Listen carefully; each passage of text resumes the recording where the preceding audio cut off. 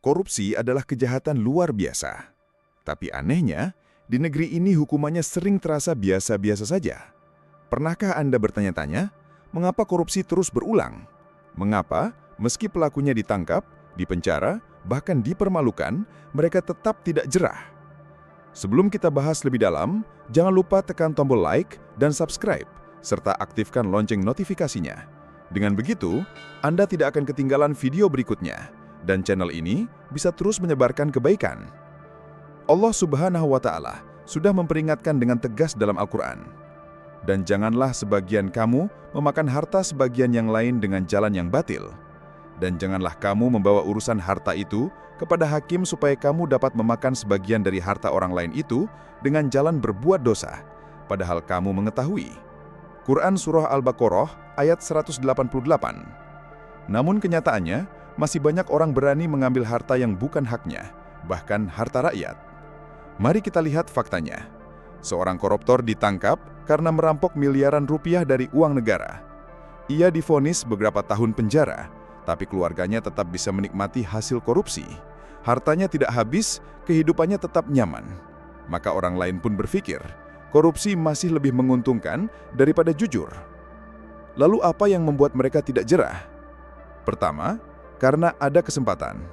Jabatan dan kedudukan memberi mereka akses pada uang rakyat. Celah aturan yang lemah membuat tangan mereka dengan mudah menjangkau yang bukan haknya.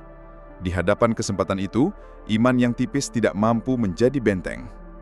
Kedua, mereka merasa aman karena budaya diam. Banyak orang di sekitar tahu ada korupsi, tapi memilih bungkam. Ada yang takut, ada yang ikut menikmati, ada juga yang menganggap itu hal biasa. Dengan adanya orang yang tutup mata atau bahkan ikut merasakan hasilnya, koruptor merasa langkahnya aman. Ketiga, mereka tidak peduli dengan kerugian rakyat. Bagi mereka, itu hanya uang negara. Padahal hakikatnya, uang itu adalah hak jutaan rakyat kecil. Hak anak-anak sekolah, hak pasien di rumah sakit, hak masyarakat yang menunggu infrastruktur yang layak. Tapi itu semua tidak mereka pikirkan, karena hati mereka tertutup oleh kerakusan. Keempat, sifat serakah. Ingin kaya cepat, ingin dihormati, ingin dipandang tinggi di mata manusia. Mereka lupa, harta yang halal dan sederhana jauh lebih berkah dibanding harta yang melimpah tapi haram. Serakah membuat manusia tidak pernah merasa cukup, dan dari situlah korupsi terus tumbuh. Kelima, hukuman yang ringan. Vonis koruptor sering jauh lebih rendah dibandingkan kerugian yang ditimbulkannya. Bahkan ada yang masih bisa hidup mewah di penjara, menikmati fasilitas yang seharusnya tidak pantas mereka terima.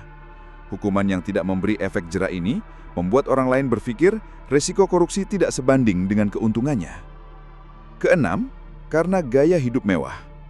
Saat seseorang terbiasa hidup dengan kemewahan, ia akan melakukan apapun untuk mempertahankan itu. Bahkan jika harus mengorbankan kejujuran dan merampas hak orang lain. Dari sinilah lahir mental korupsi. Kebutuhan yang sebenarnya bukan kebutuhan, tapi nafsu yang tidak ada batasnya. Namun lebih dalam dari semua itu, ada satu alasan utama, yaitu hilangnya rasa takut kepada Allah.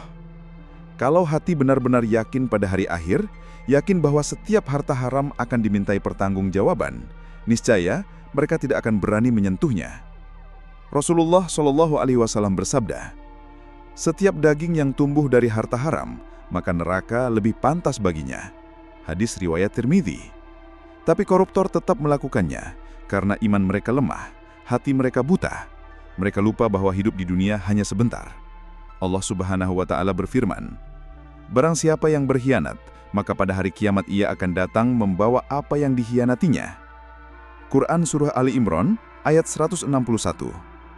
Ayat ini seharusnya membuat siapapun gemetar. Tapi bagi orang yang hatinya mati, semua peringatan itu seperti angin lalu. Maka jelaslah, korupsi bukan hanya soal lemahnya hukum atau celah aturan. Intinya adalah hilangnya rasa takut kepada Tuhan. Selama iman tidak menjadi benteng, sebesar apapun hukuman dibuat, korupsi akan tetap berulang, kecuali kalau memungkinkan adalah hukuman mati.